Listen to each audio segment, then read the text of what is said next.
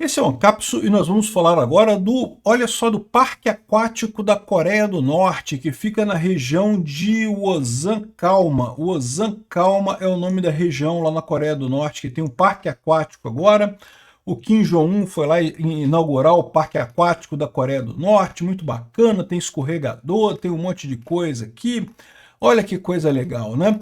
O mais engraçado dessa história é ser um acontecimento no país a inauguração de um parque aquático, porque, pô, vamos combinar, né? Aqui no Rio de Janeiro tem uns 3 aqui, e em várias capitais do Brasil tem parque aquático para tudo quanto é lado, né? Na Coreia do Norte é um evento que vai o presidente inaugurar o parque aquático lá e coisa e tal. E a coisa mais curiosa é para quem esse parque aquático, porque certamente na Coreia do Norte você tem uma divisão muito grande. Você tem o pessoal que está no governo, que ganha muito dinheiro, e o resto da galera, que é todo mundo miserável, né? Então, existe o risco de não ter turista para esse parque aquático aqui. Vamos entender essa história aqui, porque ela é bem um tema de como é que o planejamento central sempre falha, inevitavelmente, como previu o Mises, né? Essa notícia foi sugerida por Da Seta, Só Tomo Café no Trabalho e várias outras pessoas. Obrigado aí ao pessoal que sugeriu notícias lá no nosso site, no visãolibertaria.com. E obrigado a você que está assistindo o nosso vídeo. Se você gosta do nosso conteúdo, por favor, deixe o seu like e se inscreva aqui no canal, né? Pois bem, a grande falha do sistema capitalista, o problema do cálculo econômico, como descreveu o Mises, né, é que justamente um governo com planejamento central, por mais que tenha uma matemática muito boa, consiga planejar as coisas muito bem, ele falha em capturar o que as pessoas realmente querem, né? A sociedade, evidentemente, cada pessoa é uma pessoa, a sociedade não é uma coisa só, que é alguém que fala assim, que o interesse da sociedade brasileira é esse. Não, não é. A sociedade não tem interesse. Quem tem interesse são as pessoas, e cada pessoa tem um interesse diferente, né? E a questão toda é, como é que você descobre o interesse das pessoas de fato? Porque, bom, no sistema capitalista é muito simples, né? As pessoas que têm interesse em comprar alguma coisa, elas vão buscar comprar essa coisa, a demanda aumenta, com isso, a oferta ficando a mesma, a demanda aumentando, o preço sobe. Se o preço sobe, o preço atua como indicador de que, olha só, está faltando essa coisa aqui. Então tem que produzir mais dela, né? Por exemplo, a Apple inventou esse negócio de celular, de smartphone, né? O pessoal gostou. As pessoas queriam comprar celulares da Apple, né? E subiu o preço. E aí o que aconteceu? Isso demandou, isso mostrou para a sociedade, mostrou para o setor produtivo que as pessoas queriam um celular daquele tipo. Rapidamente, outras empresas começaram a produzir celulares equivalentes, né? O Android fez desculpa, a Google fez o Android e outras empresas começaram a fazer smartphones, a Samsung, não sei o que lá.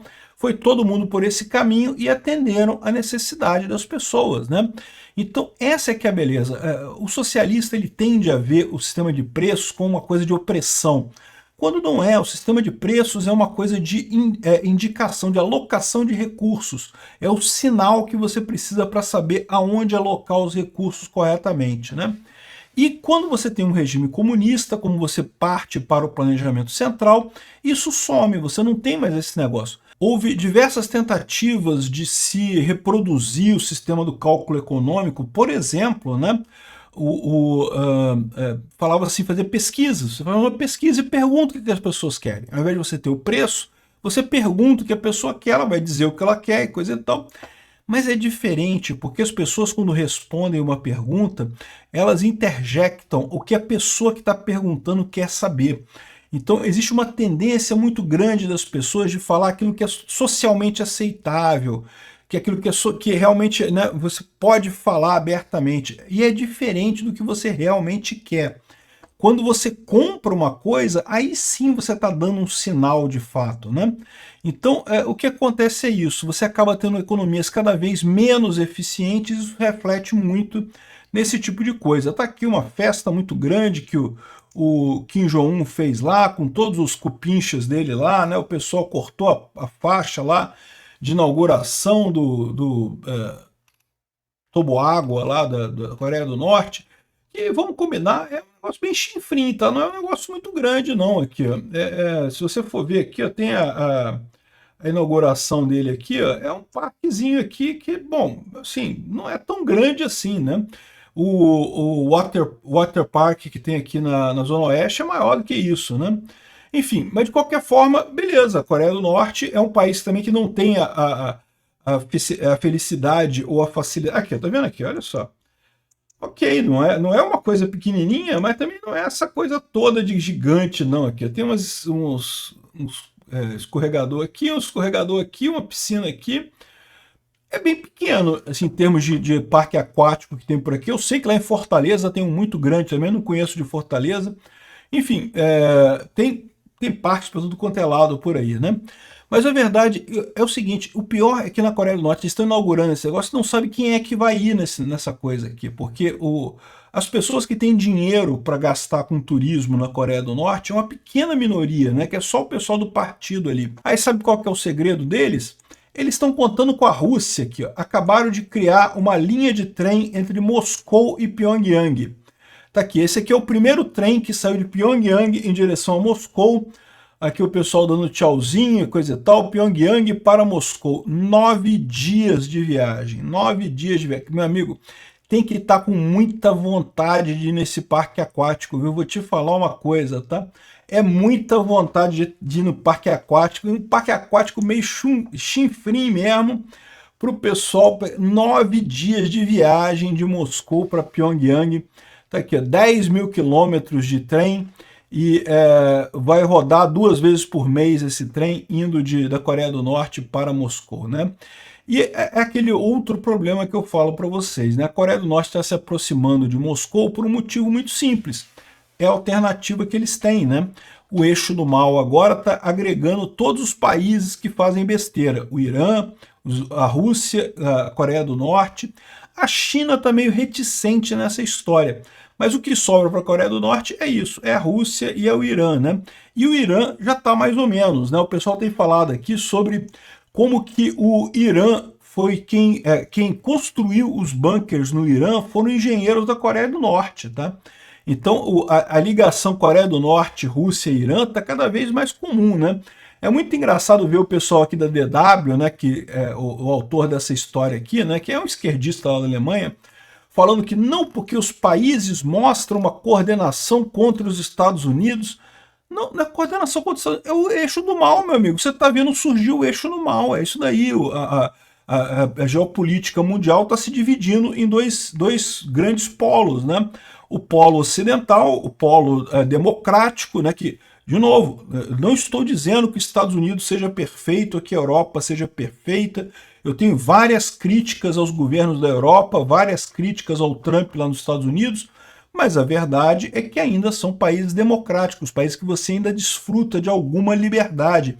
Muito diferente da Rússia, da Coreia do Norte e da China, que por algum motivo o pessoal aqui do Brasil parece cada vez mais alinhado, né? Impressionante como é que o pessoal aqui no Brasil perdeu a vergonha de dizer que gosta de ditadura. Inclusive o pessoal que se diz defensor da, entre aspas, na verdade, correto é dizer, os, entre aspas, defensores da, entre aspas, democracia lá no STF, né? Estão cada vez mais amigos da China, da Rússia, da Coreia do Norte. Daqui a pouco vai ter linha de avião daqui para a Coreia do Norte para passear lá no parque temático do Kim Jong-un lá na Coreia do Norte. Olha que programão, hein? Já pensou que beleza? Pois é, essa é a tristeza. Mas o problema dessa história toda, no final das contas, é que isso daqui é uma coisa temporária. Não tem como um regime desse durar muito tempo, né? Como o Mises colocou, esse erro de saber aonde alocar o dinheiro, a falha do planejamento central, acaba invariavelmente levando à ruína do socialismo. Foi o que aconteceu na União Soviética, é o que está acontecendo na Rússia, é o que acontece no Irã também. Vocês já repararam como é que o muçulmano perde guerra, né? Parou para pensar nisso? Presta atenção no Estado de Israel. O Estado de Israel, pequenininho, e sofreu inúmeras guerras contra vários estados árabes ali, vários estados do Oriente Médio, o Irã e coisa e tal, e querendo invadir Israel. E olha só, hoje em dia, é verdade, Israel tem apoio dos Estados Unidos, mas no início não tinha não, tá? Em 1948, os Estados Unidos ficou de fora, não apoiou Israel não. Foi Israel sozinho que conseguiu se manter Como é que pode países árabes que são ricos, têm uma boa riqueza? Eu fui lá no Egito, ok, o Egito você tem que tomar cuidado, porque se você for naquela área das pirâmides ali, realmente é uma área muito pobre, é um favelão aquilo ali. Mas o Egito tem lugares lindíssimos, tem lugares de alto padrão, super ricos ali. O Egito é um país muito rico no final das contas, né? E vários países ali no Oriente Médio são, né? Por que que esses países falham tão abertamente em questão de guerra contra Israel? Em outras situações também, teve outras guerras com outros povos também, em que os muçulmanos sempre se ferram no final das contas, né? E a suspeita que o pessoal tem disso é justamente a questão da centralização de decisão. Eles são muito focados em centralização de decisão. Quando você delega a decisão em estruturas hierárquicas muito grandes, você acaba tendo menos eficiência. É o princípio do cálculo econômico, que você começa a falhar no cálculo econômico, em alocar recurso adequadamente. E, inevitavelmente, isso leva a uma derrota, né? Então, assim, a Coreia do Norte chega a ser quase que um museu ao ar vivo. Nós ainda vemos a Coreia do Norte hoje em dia, assim, eu duvido que dure muito tempo. Ainda mais com a queda do Irã, daqui a pouco a Rússia está caindo também, a Coreia do Norte não vai conseguir se manter por muito tempo, né? O fato é que não tem jeito. Centralização, a ideia é que o Lula é super fã, não porque o governo vai controlar tudo, vai conseguir organizar a sociedade, vai acabar com os pobres e vai tirar dinheiro dos ricos e dar para os pobres. Isso é uma ilusão. O governo não consegue fazer isso no final das contas. Sempre que ele tenta, a ineficiência desse processo é tão grande, ele se torna tão ineficiente que ele acaba ferrando com a economia inteira, né? Então é isso daí. Se preparem aí o pessoal do Brasil para a gente conhecer o Water Park aqui, o Parque Aquático do Kim Jong-un. Olha que bacana.